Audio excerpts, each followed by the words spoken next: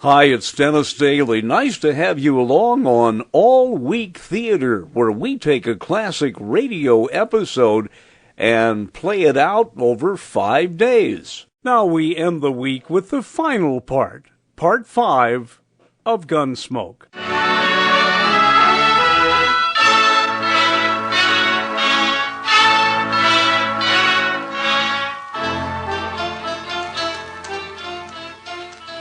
Say, you was going to tell me about that fella John was courting that woman. What was her name? Oh, yeah. Miss McNish. That's right. Well, she said yes, and you've never seen two happier people in your whole life. Yeah, she's Miss McNish Bumby now. Oh, that's good.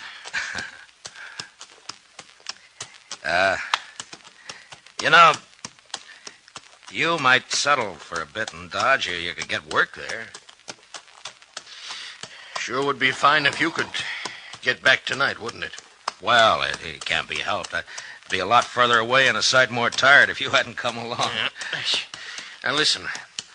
How far do you figure before there's a place you might pick up a horse? Oh, I don't know, 15 miles or so, maybe. Oh, we're not going to make any 15 miles in this nag tonight, that's for sure. Oh, that's all right. Now, I tell you what.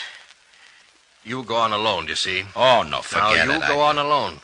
She'd hold out with one man on her. And then you get a fresh horse and you ride into Dodge tonight. Well, thanks. That's very I'm kind. telling you, I want you to go. I'll be fine. I've walked before. Probably make it almost as quick as you. Look, it's real nice of you, Mr. Cowley, but no thanks.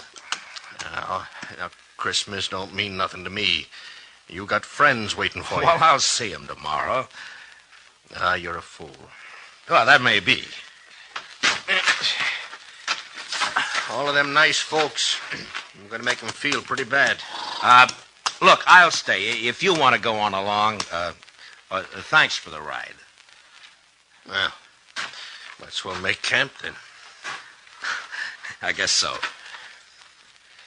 And listen, you want to tell me some more about what you was telling me before we turn in? Well, sure. I take it kindly, mister. I'll get yourself settled. I got some stuff in my pack we can eat and maybe get a fire going. And after we eat, you can tell me some more.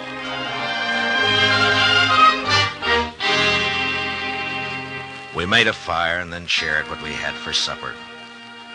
He seemed to soften up after that, and we talked for a couple or 3 hours. It was like he was starved for news of people, everyday things, and just plain company. And that's how we spent Christmas Eve together out on the plain. And then when the fire was dying down and I was about ready for sleep, he said, Marshal. Yeah? I want to tell you something. I've been needing to tell it for a long time. Do you mind? Why, of course I don't mind. Well, then I'll tell you. A few years ago, I was skipper of a little schooner. It used to sail up and down the East Coast, you know, Boston, New York. Yeah. Well, one night, we hit dirty weather off New Jersey. Real dirty. Blew us off course, and we piled up on the rocks and knocked the bottom out. That's too bad. There was 18 passengers aboard, Marshal. 4 of them was kids. We never saw them again. No. And my own wife and my kid went down, too. I'm sorry. Well, now, something must have happened to me after that. I didn't want nothing to do with ships or the sea, and I started to drift out this way. I couldn't forget, though, do you know? And I didn't want to be near folks, especially kids, to remind me, do you know? Yeah. And that's how come I've been slewing around ever since. Sure, I understand. Just kind of wanted to get it off my chest. Sure. Marshal, I'd like to ride into Dodge with you tomorrow. You think I might meet some of them folks you was telling about? Why? I don't see why not. Then it'd be all right. Maybe I wouldn't need to drift no more. Maybe I could drop anchor, do you know?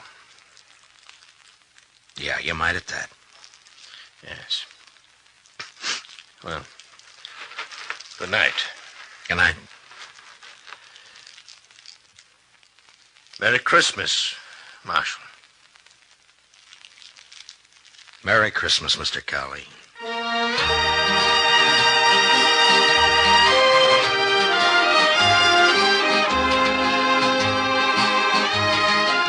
This is Roy Rowan speaking. And remember, Eve Arden as our Miss Brooks teaches you how to laugh every Sunday on the CBS Radio Network.